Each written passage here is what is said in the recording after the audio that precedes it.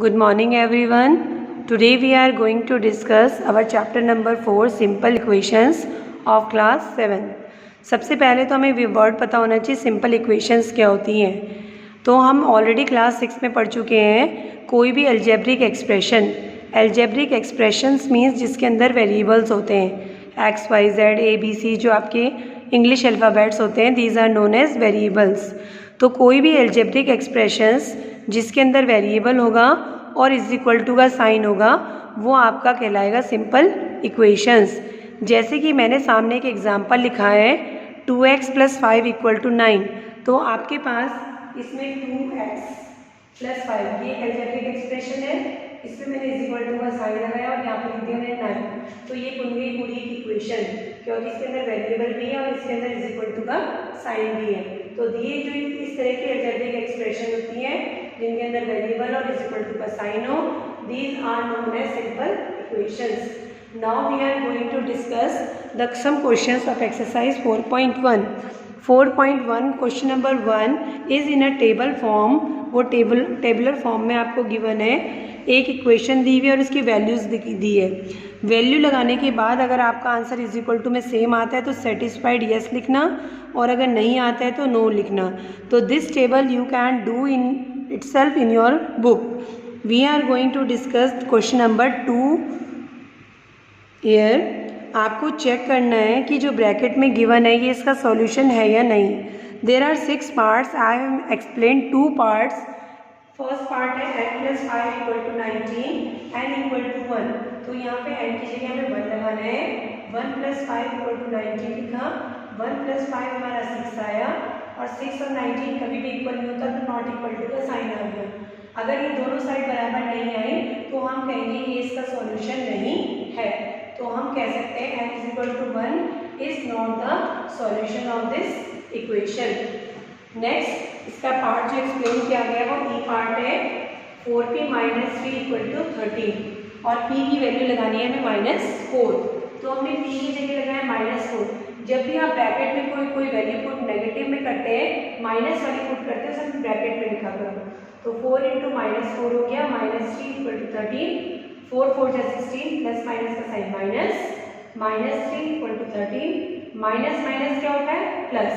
तो 16 और 3 19 आए, साइन बढ़ेगा लगता है तो माइनस, और -19 और 13 इक्वल टू नहीं होते, इसलिए हम कहेंगे p = -4 भी इसका सॉल्यूशन नहीं होगा. इसी तरह से हम इसके बाकी बचे हुए पार्ट भी कर सकते हैं. उसके बाद आपके पास क्वेश्चन नंबर 3 है. Solve the following equation by trial and error method. Trial and error का मतलब होता है आपको अपनी मर्जी से वैल्यू लगा के देखते रहना पड़ता है कि आपकी वो सेटिस्फाई हो रही है या नहीं हो रही है. ठीक है. The equation is 5p + 2 = 17. तो यहाँ पे मैंने ट्रायल मेथड यूज़ किया. ट्राई कर रही हूँ मैं कि कौन सा सोल्यूशन. p को हमने 1 लगाया, सबसे पहले मैंने 1 लगाया, तो 1 लगा के देखा मैंने, तो यहाँ पे 7 आया, नॉट इक्वल टू 17. तो ये आंसर हो गया इसका. फिर मैंने p को 2 लगाया, 2 लगाने से भी इसका आंसर नहीं आया, इसका मतलब ये भी नहीं होगा इसका सोल्यूशन. फिर मैंने p को 3 लगाया, तो p की जगह मैंने 3 लगाया तो आंसर 17 = 17 आया. तो इसमें कौन सा ऐसा नंबर था जिसे लगाने पे दोनों साइड इक्वल आई, वो हमारा था 3. तो हमारा आंसर होगा p = 3. तो ये आपका आंसर आया. हिट एंड ट्रायल मेथड से हमने अपने आप लगाते गए इनके सॉल्यूशन. 1 लगाया, 2 लगाया, 3 लगाया. आप कोई से भी लगा के देख सकते हैं, जिससे हमारा आंसर दोनों साइड इक्वल आ जाए वो उसका आंसर होगा. तो हमारा इसका आंसर हो गया p = 3.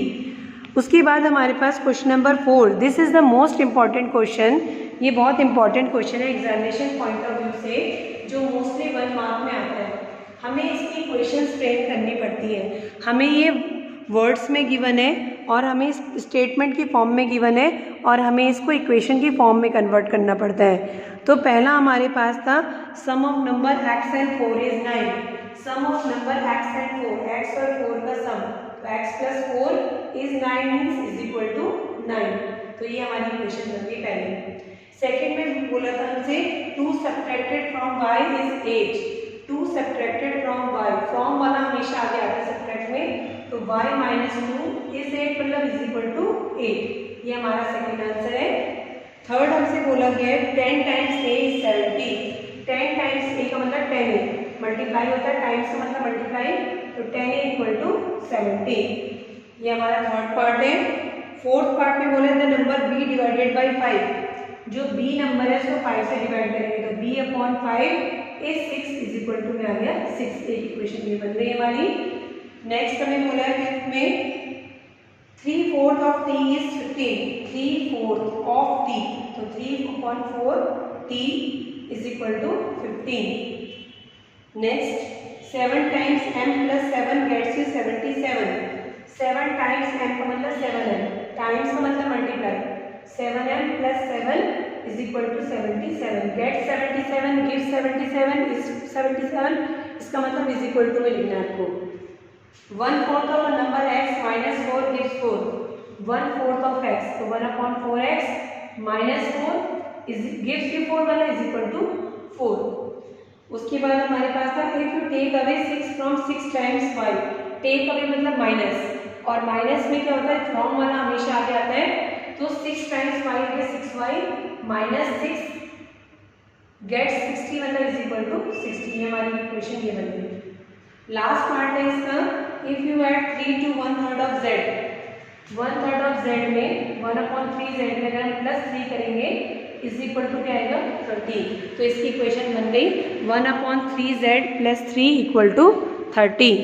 तो this is your question from answers from question number 2 to 4, which you can do in your copy, and rest of the parts which have not been done in the class you can do it as your homework as practice questions.